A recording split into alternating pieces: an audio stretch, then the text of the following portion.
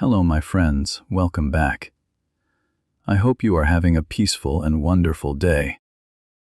Today, I want to tell you the story of a woman who sold fax machines door to door, faced rejection over and over again, and still became one of the youngest self-made female billionaires in the world.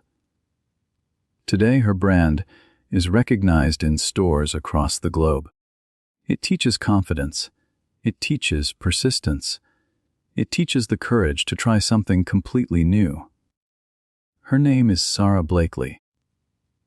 When people hear about billion-dollar companies, they often imagine founders with expensive business degrees, powerful investors, and years of industry experience. But Sara Blakely had none of these things. She had no background in fashion, no experience running a company, and only $5,000 in savings. How did an ordinary young woman with an unusual idea build one of the most successful clothing companies in modern history? Let's find out together.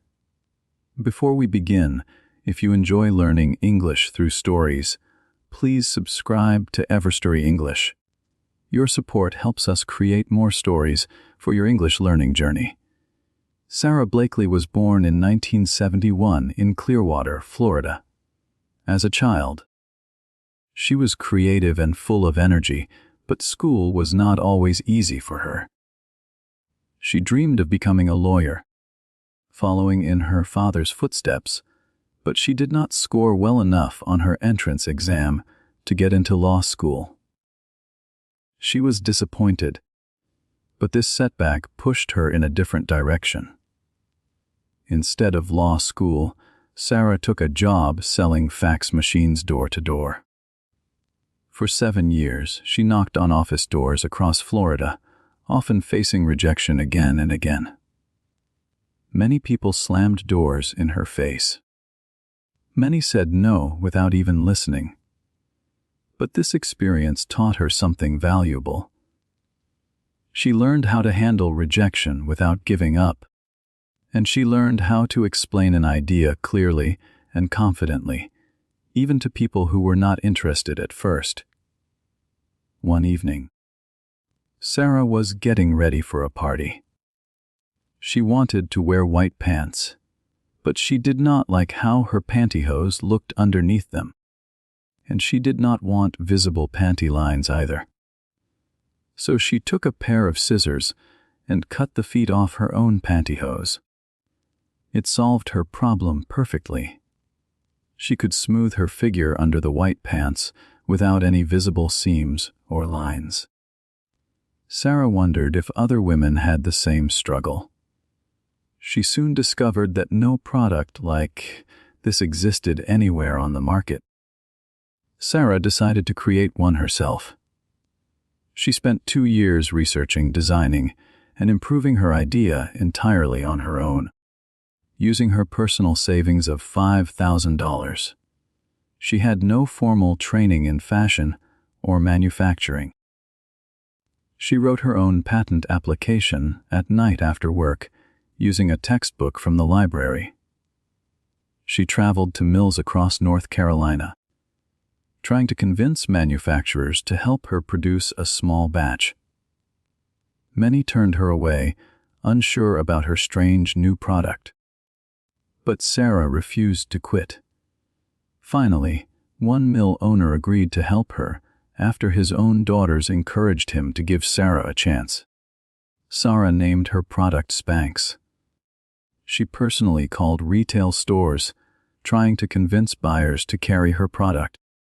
She visited Neiman Marcus in person, and when a buyer was hesitant, Sara took her into the bathroom to demonstrate the product on herself, showing the difference in real time.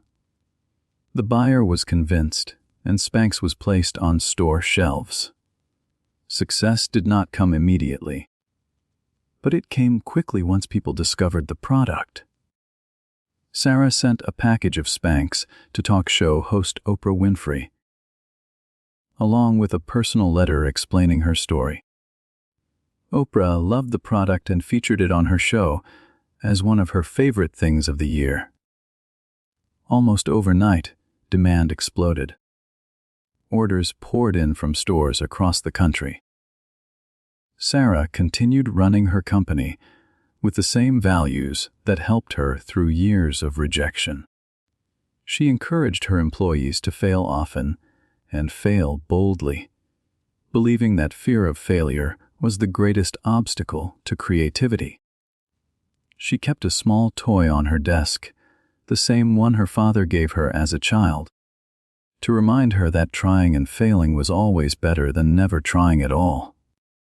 In 2012, Sara Blakely became the youngest self-made female billionaire in the world, according to Forbes magazine.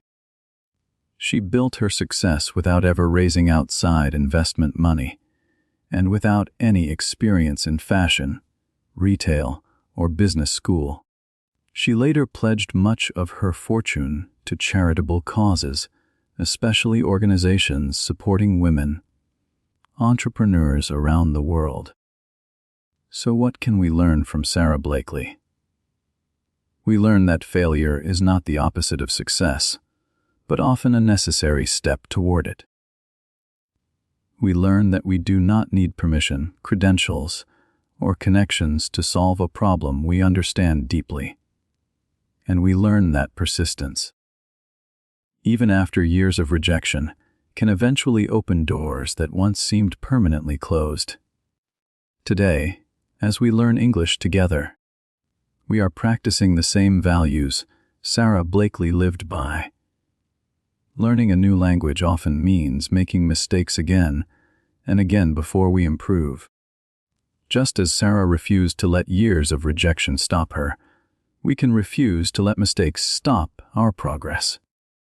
Every awkward sentence, every mispronounced word, and every small failure brings us one step closer to fluency. Thank you for listening to this story today. I hope you enjoyed learning about Sara Blakely, and I hope this story helped you improve your English.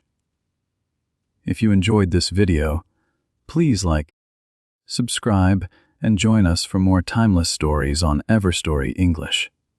Until next time, keep learning, keep listening, and keep growing with Everstory English.